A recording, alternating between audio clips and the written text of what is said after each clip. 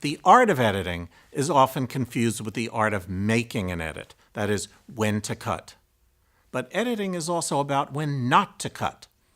Sometimes holding on to a shot makes its own dramatic character or story point, and you need to be sensitive to that. In the edit that we've made for Magellan, there are a few areas of the scene where we hold on Magellan for a long time compared to the surrounding shots. That has a certain effect, and I'd like to examine one of these in detail. Let's look at the area around the lean forward moment after Magellan has heard Tiana tell him that she wouldn't be caught dead going to the dance with him. I never said that, freak. I wouldn't be caught dead going to the dance with you.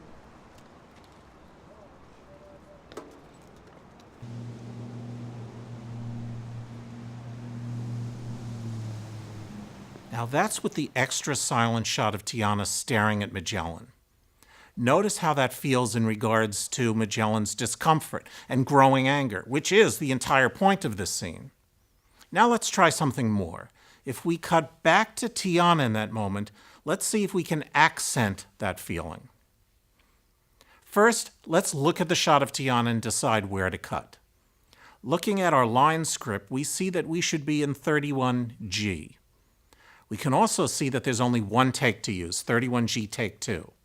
So let's choose a portion of the take to edit in. We can begin with Tiana looking at him or away from him. We'd like her to have mixed feelings about what is happening here because in the next scene, she's going to come back to him and apologize, and we want to make sure that's built in here. Note that this is the perfect example of what we've been calling the rule of threes. The impact of a scene is directly affected by the scene that came before it and will impact the scene that comes after it. That later scene needs to have some sense that Tiana has mixed feelings about her turning Magellan down. Otherwise, her character is going to change too much. In acting terms, we would say that her asking for forgiveness would not be earned. In order to prepare for that later scene, we'd like to build a little bit of a hint into this scene. So let's choose a frame where she is looking down as the endpoint for the shot. Then let's see where we might cut out. This is nice, but I don't want to choose a part where that girl in the purple sweater is moving, since that's going to attract the audience's eyes too much. Let's go back right before that moment, right to here. Now let's cut that in during their stare down and see how that works.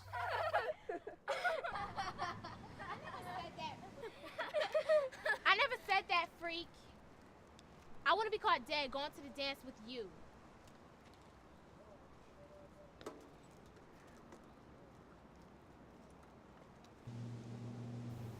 Now that's interesting. Here's what's going on in that intercutting. Magellan, who's our focus in this scene, of course, begins to get angry and doesn't know how to deal with it. It's only when he looks up and notices that Tiana feels a bit badly, but still ends up staring him down, that he feels he has to run away. So one problem here is that we bounce off of Magellan fairly quickly. We spend a long time on Tiana, and then we go back to Magellan where he makes his decision fairly rapidly. That shortchanges Magellan, and remember, when we asked ourselves who was the main focus of the emotional story in this scene, our answer was Magellan. So let's tweak the area around that new shot of Tiana. Let's add some material on Magellan's take 31C take 4 before we cut to her, and shorten the tail of her take after she starts staring at him. I never said that, freak. I wouldn't be caught dead going to the dance with you.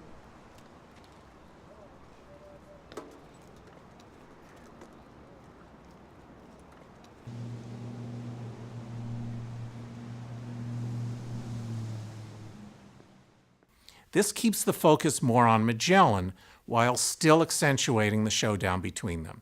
And that is important because of the impact that the showdown has on Magellan. So let's ask, why would I make a cut? One reason is when there is something that I want to show that is not in the shot I'm looking at. In this case, Tiana's embarrassment and her mixed feelings. A second reason why we'd make a cut is when there is something in the shot we're on that we don't want to show. In the case of this recut, when we cut back to Magellan, we want to keep that stare down going between them, so we shouldn't go past the point where we see that Magellan has decided to run away, right about here. So let's roll back a bit. This is where we'll cut out. The third reason why I would make a cut is when there is no new information coming from a shot. When that happens, our audience's minds tend to wander, and we lose the ability to control how they react to our movie. This last one is, of course, super personal. What is one person's no new information might be another person's crucial information, which is what will make your movie different from your movie from your movie. At this point, we've got a fairly decent first cut of the scene. We haven't smoothed out any of the sound, and we've ignored some of the fine cutting that we'll have to do before we show it to anyone. So let's take a look at it.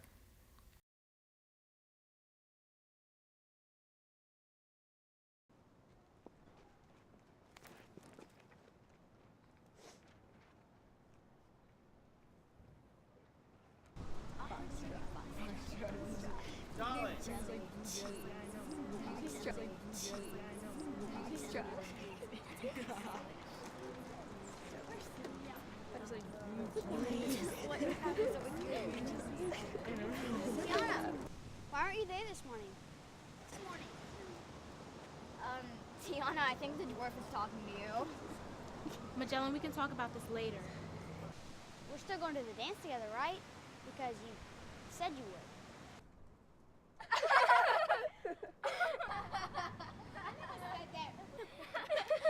I never said that, freak. I want to be caught dead going to the dance with you.